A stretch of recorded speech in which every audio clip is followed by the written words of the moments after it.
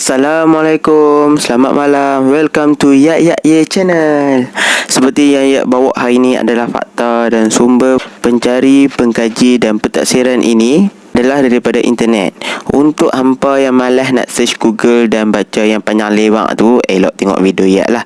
Sikit sebanyak boleh kita share, berbagi-bagi ilmu kan. Okey, sebelum tu Yak nak ingatkan, silalah tekan tombol like, subscribe dan loceng notifikasi supaya tak ketinggalan video yang akan datang.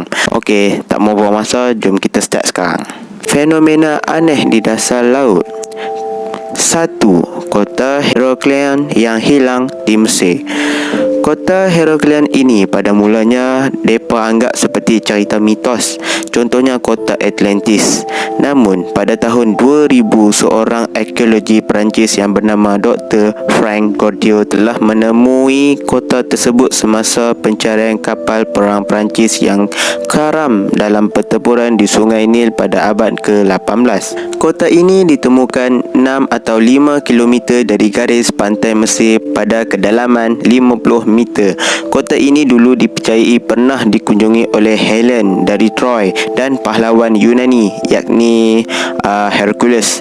Okey, sorry ayat lupa. Okey, sebagai kota yang luar biasa kaya dan tempat perdagangan di kawasan Mediterania, para arkeologi menggambarkan kota Heraklion seperti era pada zaman pemerintahan Firaun dahulu. Mereka menemukan 64 kapal karam, 700 sauh kapal, koin-koin emas, patung yang tinggi 16 kaki, ratusan patung kecil dan dewa-dewa Mesir, bongkahan batu yang berisi inskripsi Mesir kuno dan Yunani, dan makam seperti mumia, dan akhir sekali sisa-sisa kuil Amun-Gereb di mana Cleopatra macam mana sebut? Cleopatra diangkat untuk memerintah Mesir. Hingga ke hari ini, para ilmuwan tidak pasti punca tenggelamnya kota Heraklion. Namun, mereka berpendapat kemungkinan ketidakstabilan sedimen dari batuan Heraklion dan paras permukaan air laut meningkat. Fenomena sungai di bawah laut. Fenomena sungai di bawah laut ini ditemukan oleh seorang pakar okeanografi asal Perancis bernama Yves Cousteau. Beliau seorang penyelam di berbagai dasar laut dan banyak dokumentari tentang kehidupan di dasar laut yang dia buatlah. Sungai ini dikenali sebagai Cenote Angelita. Sungai ini dikenali sebagai Cenote Angelita yang terletak di Mexico. Keberadaan dia berdiameter lebih daripada 30 meter dan kedalaman mencapai 115 kaki atau sekitar 35 meter. Cousteau ni pada mulanya dia terkejut sebab ayak tawak dan ayak masin tak campur. Para peneliti atau pengkaji berpendapat dan mengatakan fenomena sungai ni tak ada. Bahkan lapisan yang berwarna coklat tu dikenali sebagai halocline, iaitu pemisah antara ayak masin dan ayak tawak.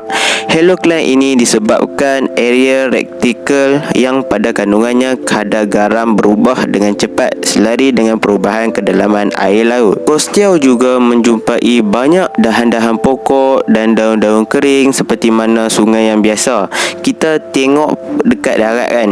Namun para peneliti menyatakan yang tu adalah bekas-bekas pokok yang mati jatuh tenggelam dalam laut tu lah. Kedalaman sungai tu jika kita selam, kita akan rasa gelap sebab halocline mungkin penyebab pemisahan cahaya matahari ke permukaan. Dan keadaan di sana mengandungi gas hidrogen sulfina, kalau tak silap lah. Okey, baik, kita bawa kepada ayat Al-Quran pula. Fenomena sungai di dasar laut telah ada disebut di dalam Al-Quran sebelum para peneliti mengungkap secara ilmiah. Cousteau ini terus berjumpa dengan profesor Muslim dan dia membuka kitab suci Al-Quran mencari ayat tentang fenomena tersebut, dan di dalam surah Ar-Rahman ayat 19 hingga 20 Quran surah Al-Furqan ayat ke-53. Setelah kos jauh ini yakin bahawa ayat dalam Al-Quran tersebut telah dinyatakan persoalan yang dia duk fikir dalam kepala dia, dan kandungan isi-isi Al-Quran mutlak keberadaan dan kebenaran. Dia akhirnya memeluk Islam. Okey guys, sampai situ saja fakta dan research yang dapat. Untuk hampa yang nak lebih detail, bolehlah search semua di hujung jari kita aja kan. Bergantung atas diri kita malas nak ambil tahu atau knowledge yang mungkin boleh menambahkan keimanan kita berpandukan Al-Quran. Sehingga berjumpa lagi di next video. Kalau hampa suka video untuk kali ini, silalah like, tekan butang subscribe dan komen yang positif lah.